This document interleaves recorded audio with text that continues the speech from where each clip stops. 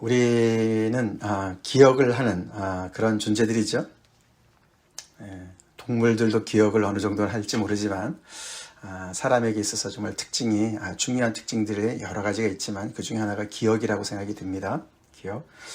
그 기억도 여러 종류가 있어요. 우리 지난 주일 메시지에 여러 가지 소리들을 우리가 살펴봤는데 예레미야의 말씀을 통해서 오늘 우리가 기억을 좀 생각을 해봐야 됩니다. 그 기억 중에는 오래된 기억이 있고 최근 기억이 있습니다.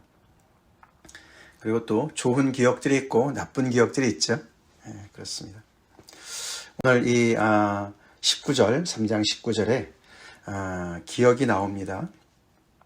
내 고초와 재난 곧 쑥과 담즙을 기억하소서. 그게 하나님께 기억을 해주세요 라고 얘기하는 것 같지만 또 번역이 내가 기억합니다 라고도 번역이 가능하다고 그럽니다.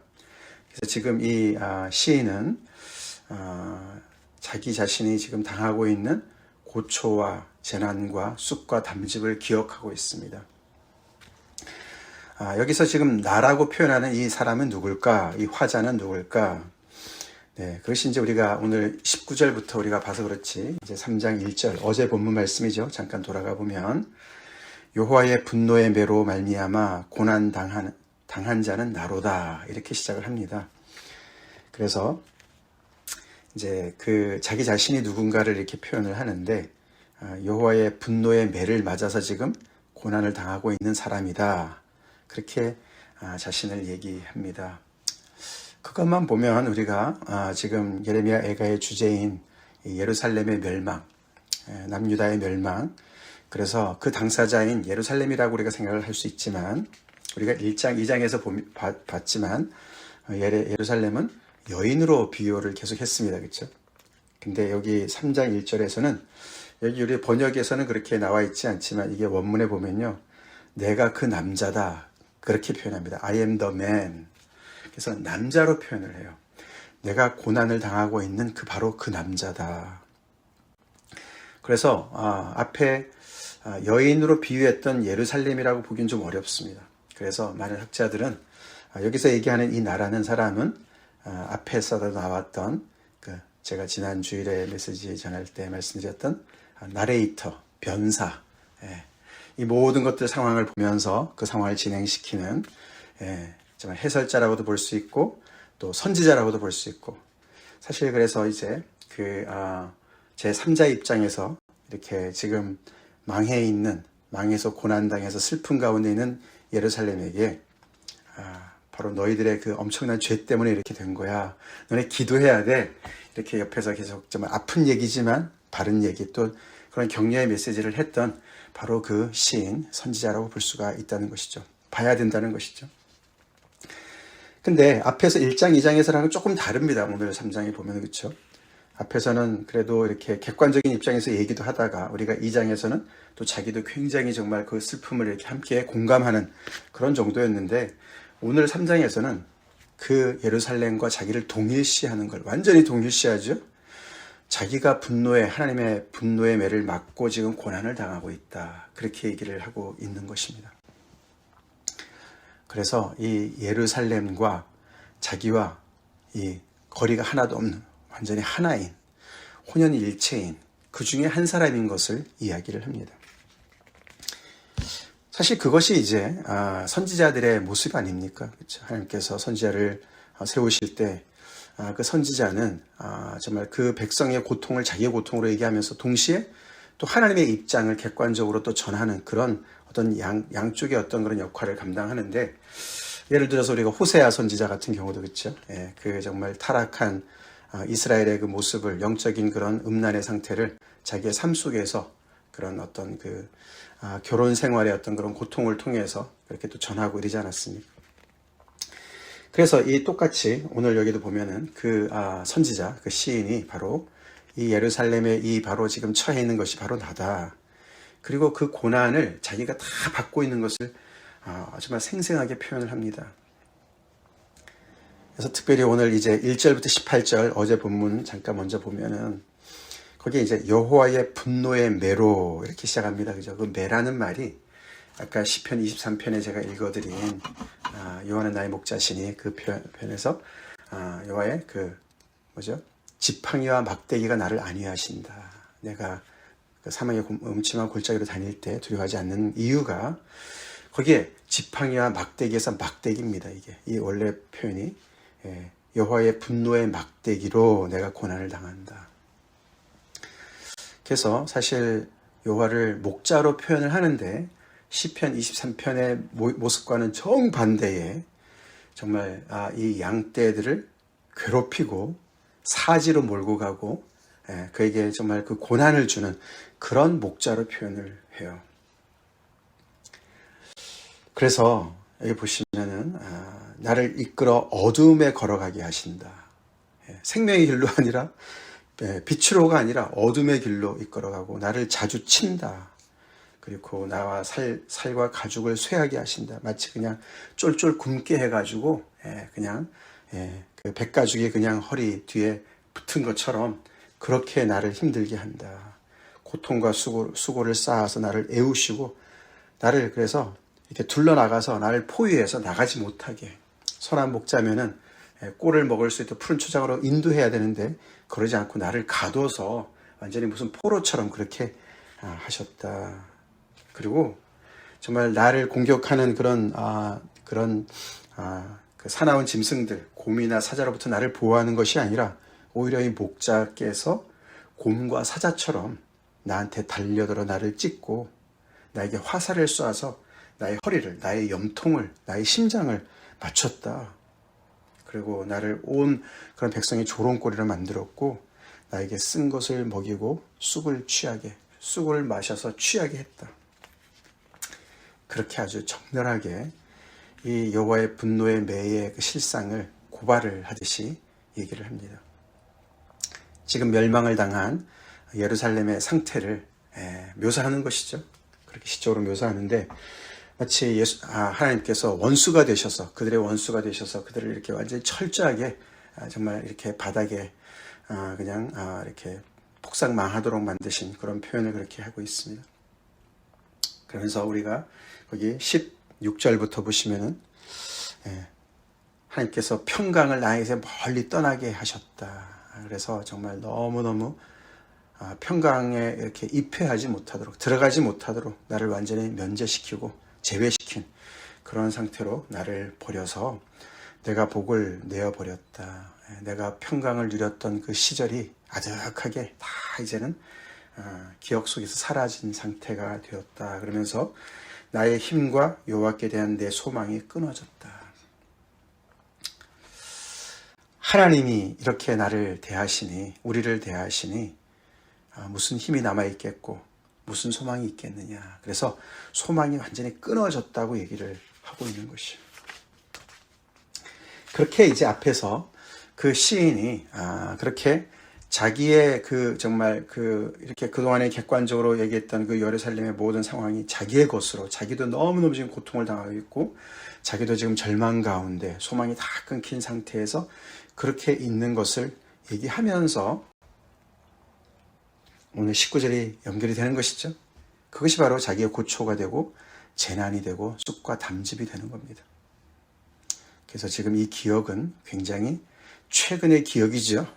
그래서 지금 얼마 전에 이 멸망을 당한 느부갓네살 왕에게 바벨론에게 완전히 그냥 추토가 된 그래서 많은 사람들이 죽고 끌려가고 그냥 모든 것이 다 회파되고 거기는 성전까지 회파된 그런 상황 속에서 잿더미에 앉아있는 그런 슬픔 속에서 그 기억이 생생한 그 정말 너무너무 정말 상처가 아픈 마치 우리가 왜 이렇게 전쟁에 갔다가 다시 돌아온 그런 군인들이 외상 후 스트레스 장애 PTSD를 앓고 있지 않습니까? 그렇죠? 그래서 막 꿈에도 막 그냥 전쟁에서 그런 총소리, 대포 소리, 막 그런 사람 앞에 그냥 시신이 널려 있는 그런 기억들. 그래서 그것 때문에 괴로워하는 어떤 그런 것 같은 굉장히 괴로운 상태를 얘기하고 있습니다. 그래서 20절 내 마음이 그것을 기억하고 내가 낙심이 됩니다.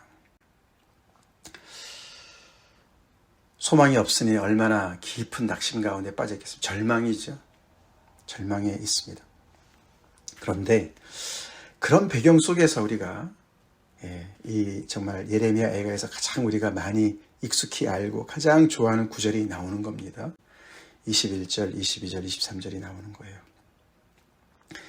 이것을 내가 내 마음에 담아두었더니 이 아픈 기억을 내 마음에 담아두었더니 이것이 오히려 나의 소망이 되었다. 정말 가장 칠흑같이 어두운 절망 속에서 갑자기 소망이라는 단어가 떠오릅니다. 이게 예레미야 애가 전체에서 소망이라는 단어가 요 군데밖에 요 지역밖에 안 나오지 않습니다. 참 엄청난 그런 반전이 아닙니까, 그렇죠? 소망이 다 끊겼다고 바로 18절에서 얘기했는데, 그리고 지금의 기억은 너무너무 정말 잊고 싶은 그런 너무 괴로운 고통스러운 기억밖에 없는데 갑자기 어떻게 이렇게 소망이라는 단어가 떠오르냐 이거죠.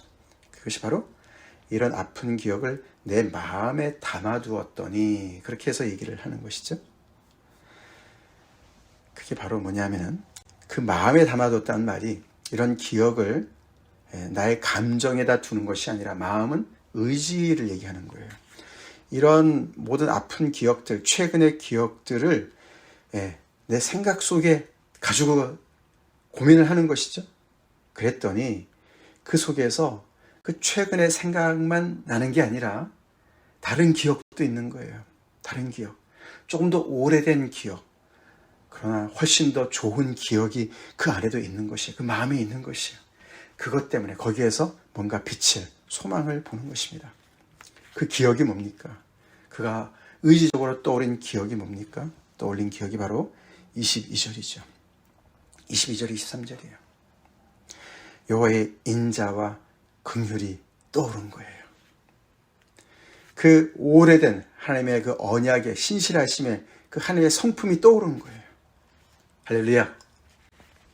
네, 그래서 기억이 최근의 기억에서 다 묻혀졌었는데, 최근의 아픔 때문에 다 묻혀졌었는데 그것을 마음속에서 곱씹어 볼 때에 그 속에서 가만히 있어봐. 이것만 내가 기억이 있는 게 아니네. 훨씬 더 오래되고 좋은 기억이 있네. 우리 하나님은 인자와 긍휼이 무궁하신 분이시지. 그 오래된 기억 아닙니까? 그렇죠? 출애굽기 34장에서 모세가 하나님을 만났을 때 하나님께서 말씀하신 거 아닙니까?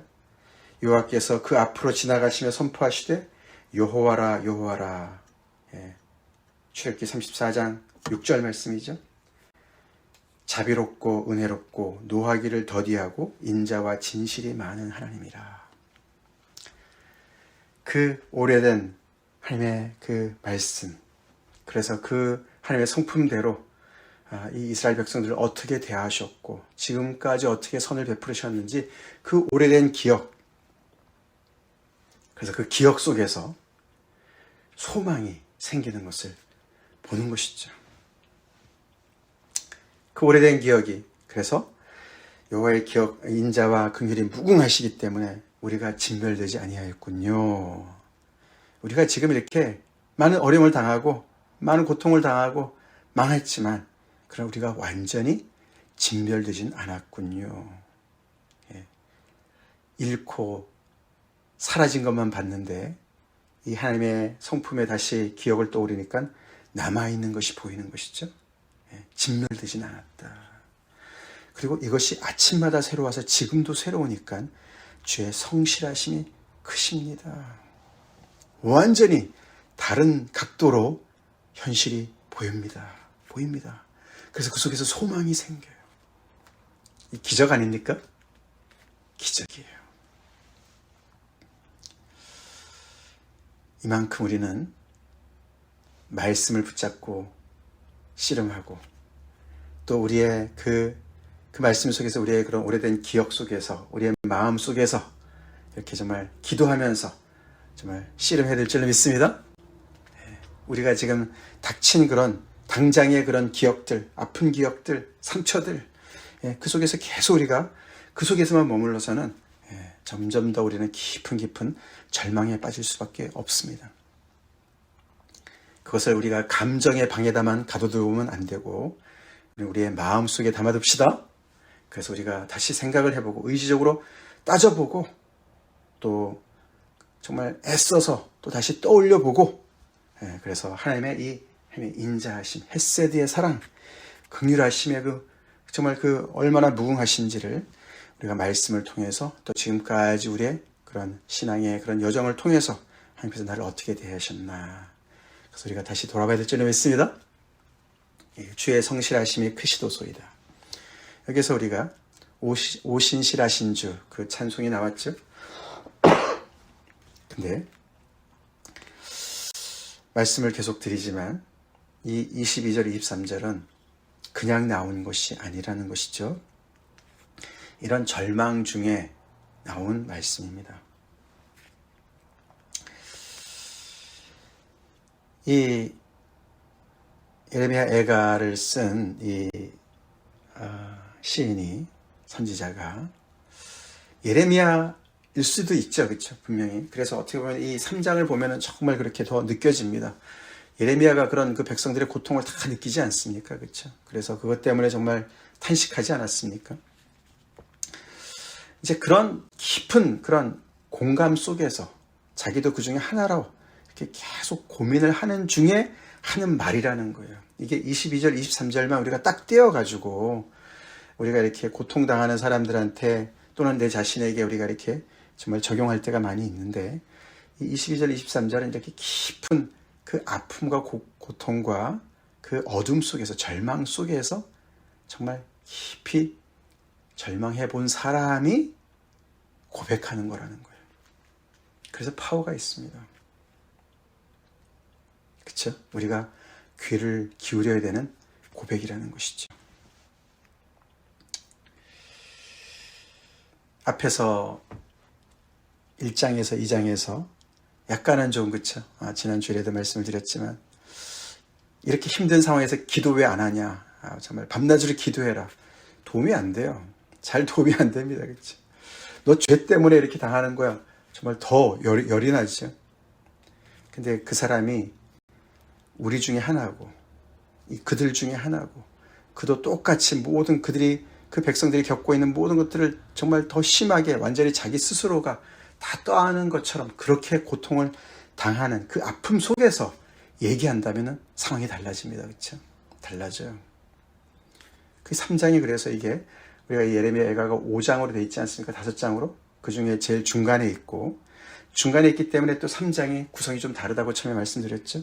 다른 건 다 22절로 되어 있는데 3장만 3배가 됩니다. 66절로 되어 있어요. 그래서 이 그런 여러 가지 구성상으로도 그렇고 이 3장이 굉장히 중심에 있습니다. 그 중심 중에서도 중심이 오늘 본문이에요. 네, 본문이에요. 66절에 그 가장 중간에 있는 게 오늘 본문입니다. 오늘 본문 안에 소망이 들어가 있어요.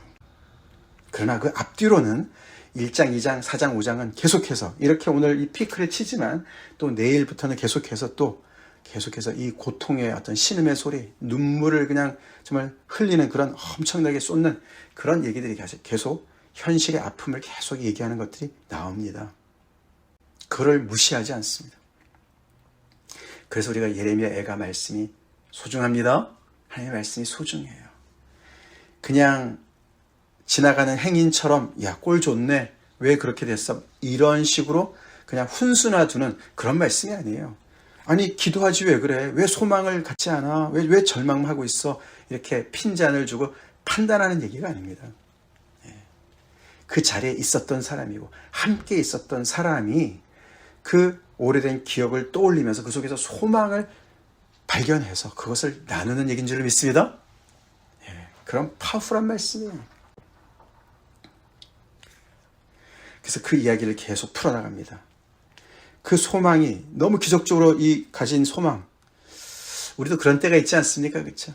절망 중에 있었는데 하나님께서 오래된 기억을 떠올리게 하시고 말씀을 떠올리게 하시고 전에 하나님께서 응답해 주셨던 그런 것들을 떠올리게 하셔서 갑자기 나의 어두웠던 그 정말 하루가 갑자기 밝아지고 힘이 나고 소망이 생기는 때가 있지 않습니까? 마치 그런 기적을 경험하는 것이죠.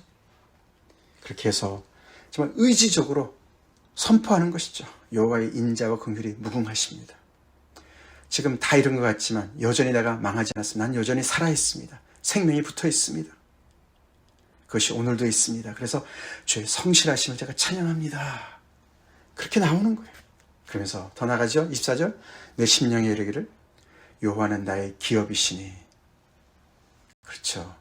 여호와께서 나의 기업이시니 내가 소망 가운데 그것을 바랍니다. 바랍니다. 그러면서 엄청난 반전의 고백을 계속 이어나갑니다. 기다리는 자들에게나 구하는 영혼들에게 여호와는 선하시도다. 앞에서는 하나님께서 나를 이렇게 정말 목자, 선한 목자의 정반대로 나를 이렇게 괴롭히는 분이라고, 그 하나님의 매에 내가 계속해서 이렇게 고통을 당하고 있다고, 고난을 당하고 있다고 얘기했는데 어떻게 그런 분이 선하다고 얘기할 수가 있겠습니까? 그러나 완전히 현실을 다른 각도로 보는 것이죠. 여전히 하나님은 선하시다라고 고백을 합니다. 이 아픔 속에서, 이 고통 속에서 당하고 있으면서, 하나님의 징계를 받고 있으면서도 하나님은 선하십니다. 마치 그렇죠? 부모님에게 매를 맞으면서도 우리 부모님은 잘못된 분이 아니시고 틀린 분이 아니시고 악한 분이 아니시고 여전히 선합니다. 내 잘못입니다. 그렇게 얘기하는 거랑 마찬가지 아니겠습니까? 그러면서 선하다, 좋다는 얘기 계속 반복이 됩니다. 사람이 여호와의 구원을 바라고 잠잠히 기다림이 좋도다. 말씀드렸습니다. 훈수 두는 게 아니에요. 자기 자신이 그 사람들 중에 한 사람으로서 바른 길을 모색하면서 함께 가자고 그렇게 격려하는 말씀이죠. 그래서 이 선지자는, 이 시인은 이 속에서 이 정말 널브러져 있는 이 영혼들한테 이 생명의 길로 우리 같이 가자. 이것을 우리가 바로 방향을 잡고 우리가 바로 같이 가자. 잠잠히 기다리면서 여호와의 기업을 우리가 바라보면서 하나님의 선하심을 믿으면서 나아가자. 그렇게 얘기하는 거예요. 사람은 젊었을 때 멍에를 매는 것이 좋으니. 그래서 이렇게 멍에는 당장 힘들고 어렵지만 이 정말 짐승의 멍에를 맸기 때문에 그 짐승이 바른 길로 가지 않습니까? 그렇죠? 밭을 갈 때 멍에가 있으니까 이렇게 정말 똑바로 가게끔 하는 것처럼 그렇게 젊었을 때 멍에를 매는 것은 우리를 바른 길로 인도하게 하는 하나님의 선하심이 있다는 것을 얘기하는 것이죠. 그래서 혼자 앉아서 잠잠할 것은 주께서 그것을 우리에게 메우셨다. 자, 그러면서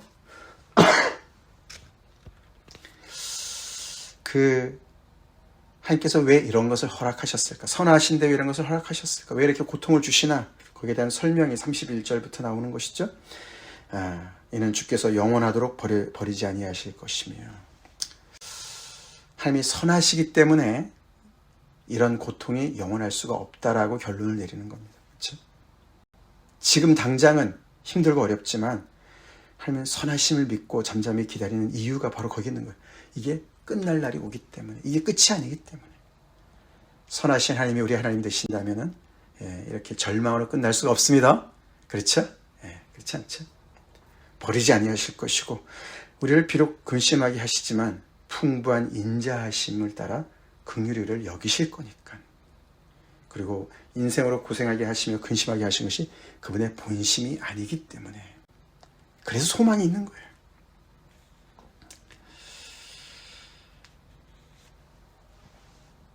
우리가 힘들 때, 어려울 때, 고통당할 때 어떤 자세로 우리가 기다려야 되는가, 그걸 참아내야 되는가, 그것이 바로 28절부터 30절에 나오는 얘기입니다. 28절부터 30절. 그래서 하나님의 선하심을 믿고 잠잠히 기다리는 그것이 바른 자세다. 하나님 메어주신 멍에 어려움들을 잘 받아들이면서 거기에서 교훈을 얻으면서 하나님의 선하심의 그 끝이 있으니까 잘 참아 기다리는 것이 재앙 중에 바른 자세다. 거기에 그냥 혼자서 앉아서 잠잠할 것, 그것은 불평하지 않고 그런 얘기도 들어가 있다고 합니다. 자, 근데 이게 이제 그 다음에, 그렇지만 여전히 현실의 많은 그런 불의를 보고 내가 당하는 고통들을 보지 않습니까? 그래서 의심이 계속 들어요. 그렇죠? 세상에 있는 모든 갇힌 자들을 발로 밟는 것과 지금 예루살렘이 당하는 이런 여러 가지 어려움들이 정말 범죄에서 당하는 것도 있지만 어린애들은 무슨 고생입니까? 그죠? 무슨 재앙입니까? 그렇죠? 그 안에 정말 잘못한 사람도 있지만 잘못하지 않은 사람들도 있을 거고, 믿음으로 서 있는 예레미야 같은 사람도 그렇지 않습니까? 그래서 세상은 정말 악이 있어요. 그렇죠? 그리고 지존자의 얼굴 앞에서 사람의 재판을 굽게 하는 것, 이런 불의가 있습니다. 악이 있고 불의가 있어요. 사람의 송사를 억울하게 하는 것과 이런 모든 것들이 있습니다. 그렇죠? 하나님이 선하시기 때문에 그런 것이 하나도 없어야 될 것 같은데 여전히 있고 자행되고 있고 그 고통 때문에 지금 내가 엄청난 피해를 안고 있어요. 근데 그것은 다 주께서 기쁘게 보는 것이 아니로다. 그게 그렇게 있다고 해서 하나님께서 무관심하시거나 하나님께서 그것을 좋게 여기시거나 하나님께서 그것을 정말 다 감당할 힘이 없으시거나 그런 것이 아니다. 그래서 하나님의 공의를 의심이 들어도 의심치 말라는 얘기를 하는 것이죠. 이게 다 아까 소망 때문에 이렇게 보는 관점이 바뀌는 것이죠. 그 다음 마지막에 주의 명령이 아니면 누가 이것을 능히 말하여 이루게 할 수 있으랴. 화와 복이 지존자의 입으로부터 나오지 아니하느냐. 하나님의 절대 주권을 얘기합니다. 유일하신 참 하나님이 한 분이시니까, 그렇죠? 좋은 것도 하나님으로부터, 나쁜 것도 하나님으로부터. 나쁜 것은 하나님이 나쁘셔서가 아니라 여러 가지 하나님의 통치 속에서 하나님의 뜻 가운데 불순종하는 자들을 또 징계하심으로 인해서 그 징계는 우리한테는 나쁜 것으로 화로 오지 않겠습니까? 그러나 그 모든 것들의 출처가 다 선하신 하나님으로부터 오는 것임을 자백하는 것이죠. 그래서 하나님은 모든 것을 다 통치하고 다스리신다는 그런 고백으로 이어지는 것이죠. 그래서 살아있는 사람은 자기 죄들 때문에 벌을 받나니 어찌 원망하랴. 불평을 할 수는 있지만 그러나 그것이 잠시 잠깐이고 더 깊은 오래된 기억을 떠올려 보면은 그것은 우리가 불평할 거리가 아니고 원망할 거리가 아니고 잠잠히 우리가 받아들이면서 하나님의 선하심을 기다리면서 하나님께서 이 모든 것을 다 뒤집어 엎으실 그날을 우리가 바라보는 것이 맞다라고 이야기를 하는 것입니다. 이 예레미야 애가의 핵심 중에 핵심인 이 부분 우리가 잘 받고 은혜를 누립시다. 기도하시겠습니다. 하나님 감사합니다. 예레미야 애가 우리가 평소에는 잘 묵상하지 않는 말씀 이렇게 또 자세히 우리가 또 살펴보며 또 은혜 받게 하시니 감사합니다. 특별히 오늘 본문 우리가 가장 잘 아는 본문이 이렇게 정말 절망 가운데서 나오는 믿음의 고백이고 의지적인 결단의 고백인 것을 보면서 아버지 저희가 참 교훈을 받습니다. 이 말씀을 가볍게 여기지 않게 도와주시고 주님 우리가 고난 중에 있을 때 정말 힘이 되는 말씀 또 아버지 우리가 또 위로하는 그런 말씀이 될 때는 더 우리가 공감하면서 이 전체적인 말씀을 더 깊이 우리가 이해하면서 또 위로할 수 있는 그런 귀한 말씀 되게 하여 주시옵소서. 오늘도 아버지 우리가 참 우리의 잘못된 기억 속에서 계속 빠져서 자기 감정에 충실한 그런 삶을 살지 않게 도와주시고 아버지 의지적으로 더 좋은 오래된 기억 하나님의 정말 아버지 그 인자하심과 긍휼하심이 얼마나 무궁하신지를 하나님께서 얼마나 신실하게 나를 인도하셨는지를 다시 떠올리면서 그 속에서 힘을 얻고 소망 가운데 또 힘찬 하루를 보내게 하여 주시옵소서.